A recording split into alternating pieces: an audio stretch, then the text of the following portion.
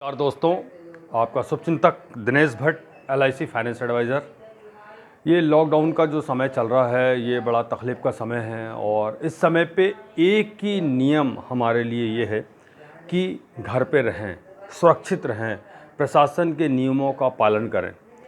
ये तो करना ही है हमें, क्योंकि ये हमारी जो है बहुत बड़ी जिम्मेदारी है, ये हमारा कर्तव्य है और इस संकट की घड़ी में हमें मंथन करना है।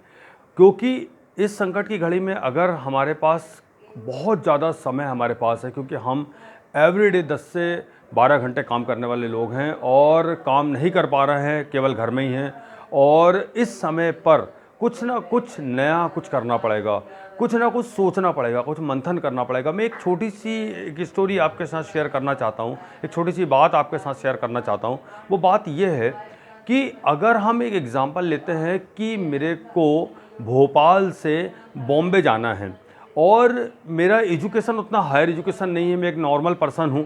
तो एक नॉर्मल पर्सन की स्टोरी है। नॉर्मल पर्सन क्या करता है, यहाँ से रेलवे स्टेशन जाता है, उसको ट्रैवल का भी कोई अनुभव नहीं है और वो विंडो पे जाता है और विंडो पे जाने के बाद कहता है कि sir I want go to Bombay, मेरे को बॉम्बे जाना है और बॉम्बे जाने के लिए मेरे को टिकट दे दीजिए।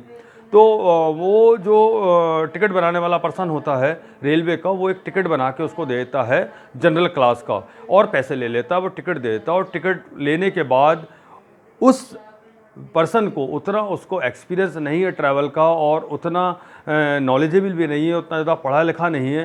तो वो क्या करता है, ट्रेन के अंदर बैठ जाता है। उसको सारे डिब्बे एक जैसे ही दिखते हैं, उसको समझ में नहीं आता कि स्लीपर क्लास क्या होता है, उसको नहीं समझ में आता कि फर्स्ट AC क्या होता है, सेकंड AC क्या होता है। वो तो ट्रेन के अंदर बैठ जाता है और अपने सफ़र पर निकल जाता है। इसी का एक दूसरा पहलू देखते हैं, यही ज़िंदगी का एक सफ़र है, लाइफ का एक सफ़र है। इस लाइफ के सफ़र में हम हमारी ज़िंदगी फर्स्ट क्लास कैटेगरी में बिताना चाहते हैं, बट हमने जो टिकट ले रखा है वो जनरल का टिकट ले रखा है और हम अपनी लाइफ को, अपने परिवार को जो ट्रैवल करवाना चाहते हैं वो फर्स्ट क्लास कैटेगरी का करवाना चाहते हैं।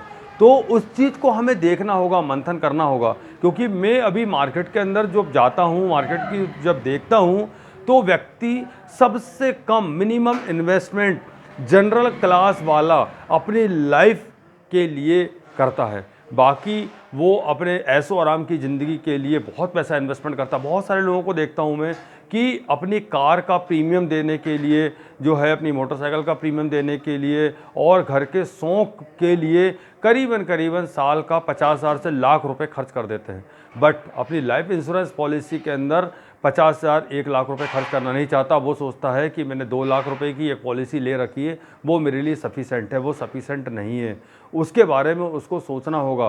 क्योंकि आज की डेट में एक ही चीज़ ऐसी है जो आपको सुरक्षा प्रदान कर रही है। आज भारत का एग्जांपल लेते हैं, इंडिया का एग्जांपल लेते हैं, तो भारत देश को सुरक्षा की आवश्यकता ही नहीं है, क्योंकि भारत देश किसी से लड़ना नहीं चाहता। फिर भी भारत देश ने अपने लिए मिसाइल तैयार करके रखी है कि एक सुरक्षा पॉइंट ऑफ व्यू के हिसाब से आपको सोचना पड़ेगा कि आपने अपने परिवार को सुरक्षित करने के लिए, अपने आप को सुरक्षित करने के लिए क्या करा है, इस पे मंथन करना पड़ेगा। अपनी बैंक पासबुक उठा के देखिए, उसके अंदर नॉमिनेशन रजिस्टर्ड है कि नहीं। अपनी इंश्योरेंस पॉलिसी उठा के देखिए, उस पॉलिसी के अंदर आपका नाम सही लिखा है कि नहीं, नॉमिनेशन सही लिखा नहीं है। अगर आप आज की डेट में गवर्नमेंट के आंकड़े देखेंगे तो करोड़ों रुपए की राशि अनक्लेम पड़ी हुई है, जिसका कोई लेने वाला नहीं है। क्यों? क्योंकि हम भारत देश के अंदर एक ऐसी स्थिति है कि लोग अपने परिवार में ये सब बातें शेयर नहीं करना चाहते, फाइनेंस की बातें शेयर नहीं करना चाहते। उसी का ये दुखद नतीजा है कि पोस्ट ऑफिस और बैंकों के अंदर हजारों करोड़ रुपए राशि ऐसी पड़ी है जो अनक्लेम है। बैंक देना चाहता है, डाकघर देना चाहता है, पर कोई लेने वाला नहीं है।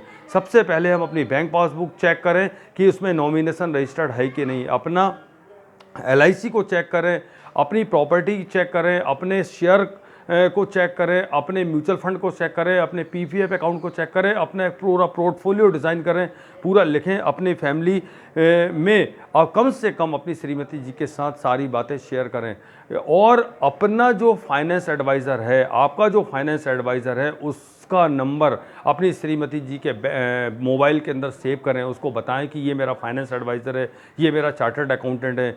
ये सारी चीज़ें आपको मंथन करने का समय मिला है। अगर आप अपने फाइनेंस को अपने आप के लिए अगर सोचते हैं तो ये आपके लिए बहुत ही सुखद होगा और अच्छा होगा। यही हमें करना होगा और प्रशासन के नियमों का पालन करना होगा और घर में ही रहना होगा और सुरक्षित रहना होगा। यही हमारी शुभकामना है कि जल्दी से जल्दी ये संकट की घड़ी ख़त्म हो और हम फिर से लौटें और फिर से हम अपने काम की तरफ आगे बढ़ें। Thank you very much. धन्यवाद।